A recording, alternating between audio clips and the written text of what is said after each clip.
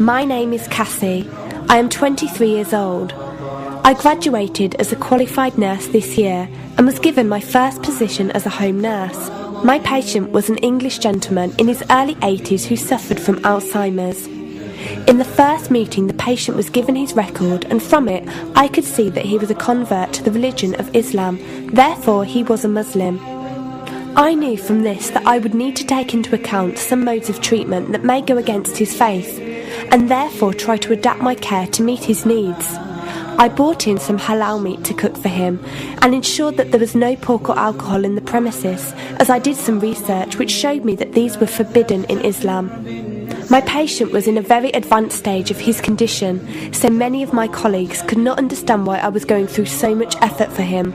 But I understood that a person who commits to a faith deserves that commitment to be respected, even if they are not in a position to understand.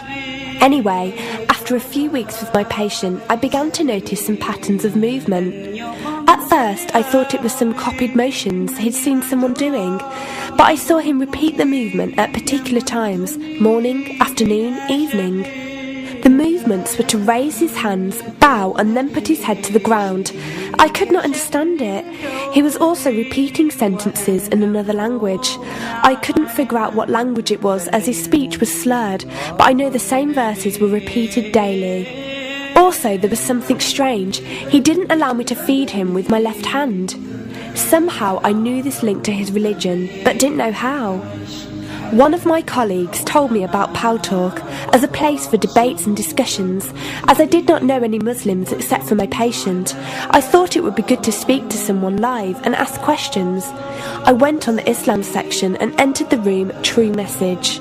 Here I asked questions regarding the repeated movements and was told that these were the actions of prayer. I did not really believe it until someone posted a link on the Islamic prayer on YouTube. I was shocked. A man who has lost all memory of his children, of his occupation, and could barely eat and drink, was able to remember not only actions of prayer, but verses that were in another language. This was nothing short of incredible, and I knew that this man was devout in his faith, which made me want to learn more in order to care for him the best I could. I came into the Pal Talk room as often as I could, and was given a link to read the translation of the Quran and listen to it. The chapter of the bee gave me chills, and I repeated it several times a day. I saved a recording of the Quran on my iPod and gave it to my patient to listen to. He was smiling and crying, and in reading the translation I could see why. I applied what I gained from Pal Talk to care for my patient, but gradually found myself coming to the room to find answers for myself. I never really took the time to look at my life. I never knew my father. My mother died when I was 3. Me and my brother were raised by our grandparents who died 4 years ago, so now it's just the two of us. But despite all this loss, I always thought I was happy, content. It was only after spending time with my patient that I felt like I was missing something. I was missing that sense of peace and tranquility my patient, even through suffering, felt. I wanted that sense of belonging and a part of something that he felt, even with no one around him. I was given a list of mosques in my area by a lady on Pal Talk and went down to visit one. I watched the prayer and could not hold back my tears. I felt drawn to the mosque every day, and the imam and his wife would give me books and tapes to welcome any questions I had. Every question I asked at the mosque and on Pal Talk was answered with such clarity and depth that could do nothing but accept them.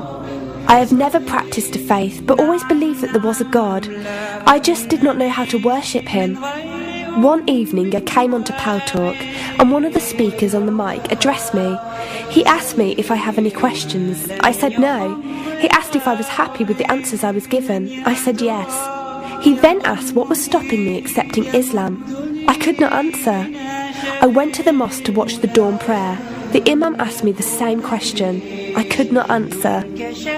I then went to tend to my patient. I was feeding him, and as I looked into his eyes, I just realised he was brought to me for a reason, and the only thing stopping me from accepting was fear. Not fear in the sense of something bad, but fear of accepting something good and thinking that I was not worthy like this man. That afternoon I went to the mosque and asked the imam if I could say my declaration of faith, the Shahada. There is no God except Allah. Muhammad is Allah's messenger. He helped me through it and guided me through what I needed to do next. I cannot explain the feeling I felt when I said it. It was like someone woke me up from sleep and sees everything more clearly. The feeling was overwhelming joy, clarity, and most of all, peace. The first person I told was not my brother but my patient. I went to him, and before I even opened my mouth, he cried and smiled at me. I broke down in front of him. I owed him so much. I came home and logged onto Paltalk and repeated the Shahada for the room.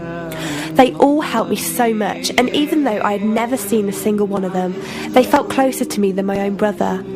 I did eventually call my brother to tell him, and although he wasn't happy, he supported me and said he would be there. I couldn't ask for any more. After my first week as a Muslim, my patient passed away in his sleep while I was caring for him.